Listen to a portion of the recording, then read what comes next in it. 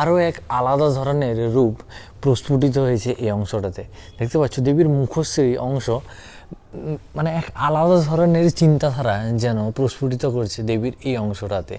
দেখতে পাবে দেবীর নয়নে যে মূল বিন্দু, সেই বিন্দুটা রাখা হয়েছে উপরের দিকে দুটো টিপের অংশের কাজে, যেখানে কিন্তু আমরা দেবী দুর্গার ত্রিনয়ন দেখে থাকি, দেবী সরস্বতীর এরকম সুন্দর মিষ্টিভাবে দুটো টিপের অংশের কাজ ওপরটাতে করা হয়েছে। চার হস্তে দেবী এখানটাতে বীণা ধরে রয়েছেন, দুটি হস্ত উপরের দিকে, একটি হস্তে হয়তো পদ্ম, একটি হস্তে হয়তো কমণ্ডলু থাকবে এবং দুই হস্তে এরকম বীণা। নিচের দিকের অংশে দেবীর পাদপদ্মে রয়েছে এইরকম কমলের একটি কমল পদ্মের কাজ।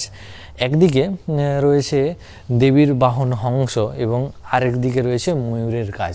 মুখশ্রীটা কিন্তু দেবীর এই যে প্রতিমা তাতে বেশ সুন্দর লেগেছে। একটু ঝাপসা ঝাপসা হয়তো লাগতে পারে, একটু অ্যাডজাস্ট করে নিও, কেননা এখানটাতে এই রকমের সুবর্ণর কাজটা চলছে। তো এগুলোও দেখতে কিন্তু আরও ভালো লাগে যে প্রত্যেকটা জিনিসকে কত সুন্দরভাবে মানে আস্তে আস্তে গড়ে তোলা, কেমনভাবে একজন যতই হোক ব্যবসার জিনিস যতই হোক, কিন্তু একটা শিল্পী কেমনভাবে তার শিল্পকে ফুটিয়ে তোলেন।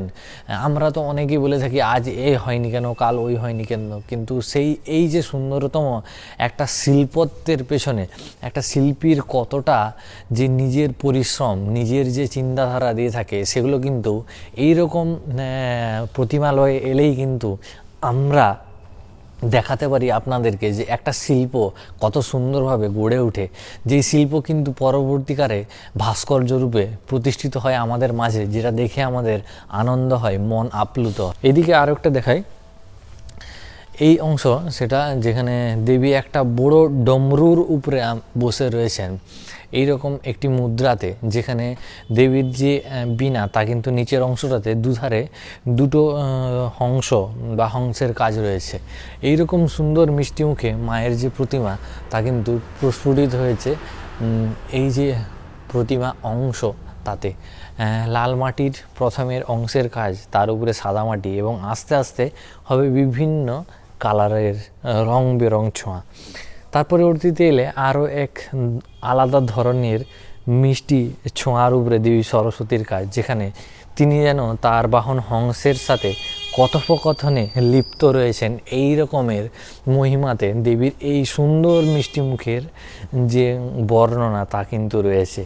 তো দেখতে ভারী আনন্দিত লাগে যখন, সত্যি কথা বলতে আমরা প্রত্যেকেই কিন্তু প্রলোভিত হই যখন কোনো সুন্দর বর্ণের, সুন্দর মুখের বা সুন্দর জিনিসকে আমরা যখন লক্ষ্য করি। তেমনি যেমন সুন্দর মানুষের যে মুখ আকৃতি যখন প্রস্ফুটিত হয় এইরকমভাবে শিল্পকলাতে, তখন যেন মনের মধ্যে সেই আসল জীবনের চিন্তাধারা আরও যেন আমরা একসাথে অ্যাটাচ করতে পারি। তার জন্যই কিন্তু এইরকম সুন্দর সুন্দর ভাস্কর্য আমাদের আরও প্রাণে লেগে থাকে। যেন দুটি ফ্রেমেই দেখো তিন ধরনের একসাথে তিনটি প্রতিমার যে রূপ তা কিন্তু দেখা যাচ্ছে। এখানে এই প্রতিমাটাতে দেবীর যে রূপ তা কিন্তু বেশ ভারী মিষ্টি। তারপরে এদিকটাতে এলে এই প্রতিমাতে দেবীর যে রূপটা তা ফুটে উঠেছে এরকমভাবে, আর এই পাশের দিকে গেলে দেবীর রূপটা আরও আলাদা ধরনের। তো বেশ কিন্তু মানানসই বা সুন্দর একটি ফ্রেম আমি আপনাদেরকে দেখাতে পারলাম, ফ্রেম বাই ফ্রেম দেবীর প্রতিমার যে মুখশ্রী সেইটি।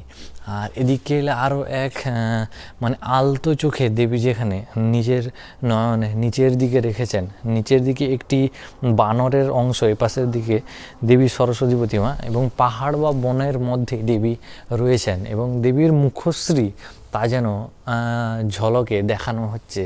দেবীর যে সুন্দরতম বিষয় বা যে সব থেকে আমরা মিষ্টি, মায়ের যে সব থেকে স্নেহময়ী বা স্নিগ্ধতা যেই দেবীর মধ্যে আমরা লক্ষ্য করি তা হচ্ছেন দেবী সরস্বতী।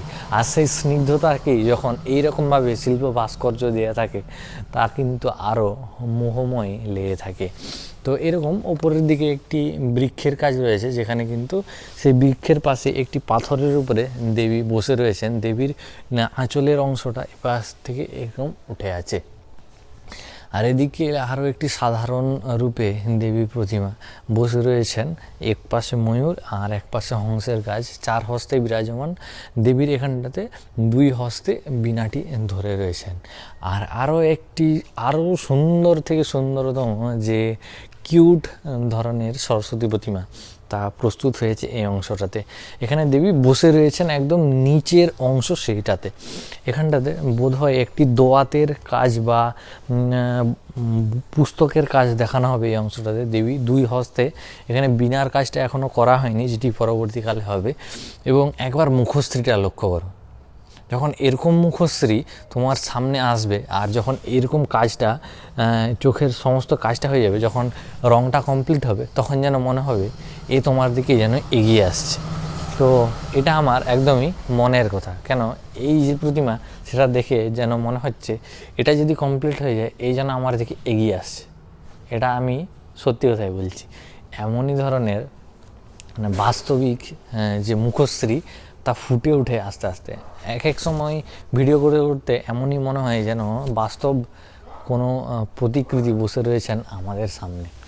এপাশের দিকে এই প্রতিমাতে একটু আলাদা ধরনের বোধহয় কাজ হবে। দেবী প্রতিমার সামনের দিকের অংশ হেলে রয়েছেন এই প্রতিমাটাতে, যার কাজটা ইতিমধ্যে চলছে। বিশাল বড় একটি বীণার কাজ রয়েছে এই অংশটাতে। আর এদিকে আরও একটি প্রতিমা যেটি দাঁড়িয়ে রয়েছে সাধারণের উপরে, আর এখানটাতে একটি ছোট্ট পদ্মকমলের উপরে দেবী প্রতিমা বসে রয়েছেন। আর এই হচ্ছেন আমাদের মেদিনীপুর শহরের বড় সরস্বতী মা। আমাদের মেদিনীপুর শহরের বিখ্যাত বিখ্যাত বিখ্যাত সরস্বতী পুজো অবসর ক্লাবের যে মাতৃ প্রতিমা, তা কিন্তু প্রতি বছরই আমাদের সুসজ্জিত হয় এই সঞ্জিত বাবুর প্রতিমালয়ে। তো চলো দেখাই এবারে সেই অবসর ক্লাবের যে সুন্দর মায়ের প্রতিমা তার ঝলক। তার আগে দেখিয়ে নিই যে মাতৃ প্রতিমার ব্যাকগ্রাউন্ডে বা সাইডের দিকে যে অংশগুলো থেকে থাকেন নারায়ণ লক্ষ্মী, ওনাদের প্রতিমাটা এই মুহূর্তে এখানটাতে প্রস্তুত হচ্ছে, যেটা আগুনের শিখায় এই মুহূর্তে শোকানোর অংশটা হচ্ছে। আর এই সেই দেবী প্রতিমা যার যে রূপ এবছর এইরকমভাবে কিন্তু গড়ে উঠছে। বিশালকায় এই মাতৃ প্রতিমা, প্রায় এই যে চালাটা রয়েছে, আমি এই চালার ঠিক বোর্ডার এই অংশটাতে মানে দেবীর যে নিচের হাঁটুটা বা নিচের যে কোলটা আমি তারও সমান নয়, মানে আমারও 3 জন লাগবে এরকম। আমি প্রায় রয়েছি 5 ফুট 4, প্রায় 15 ফুট তারও বেশি হবে। একদম চালাটার নিচের ছোঁয়া ছোঁয়া অংশ প্রায় 15 ফুটেরও বেশি দেবী প্রতিমা অবসর ক্লাবের। যে বিশাল বড় দেবী প্রতিমার মধ্যে যে এক প্রতিমা, তা কিন্তু এবছর আমাদের সরস্বতী পুজো উৎসব সরস্বতী উৎসবের জন্য অবসর ক্লাবের যে মায়ের প্রতিমা তা প্রস্তুত হচ্ছে এবছর সঞ্জুদার কুমোরটুলিতে এইরকমভাবে।